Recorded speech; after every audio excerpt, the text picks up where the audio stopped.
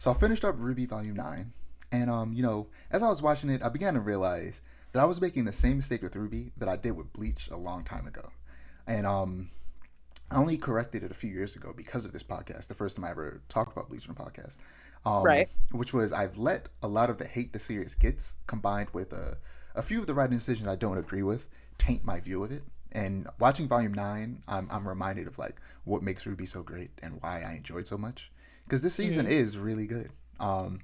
Team RWBY and Jean deal with the consequences of their actions finally. RWBY is having a crisis of conscience after the Hmm. events of Volume 8, and it kind of solves a problem many people have with the show, which is Team RWBY often thinks that they know better than the trained professionals around them, and it always felt like the writers were struggling to actually make us agree with some of the decisions that the main characters were making. Um, well, in this volume, RWBY is no longer sure if they have what it takes to get the job done after making several huge mistakes in the last season. Right. And Jean feels like he can't protect anyone after a horrible decision he made in Volume 8.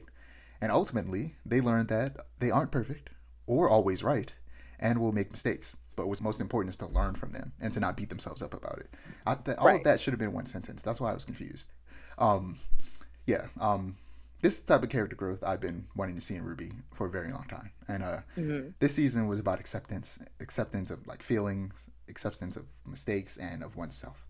And I held off on watching the season for so long because of the negativity surrounding the series online. Hmm. But sometimes you got to just enjoy something for what it is and not Yeah. hyper fixate on its flaws. And I Yeah. hope that RWBY gets to Volume 10 and eventually actually is able to finish its story, which I feel like they could do within the next couple seasons. It feels like they're wrapping up towards the end, like Volume 11. If Yeah. if they get there, will probably be the end. If not, Volume 10.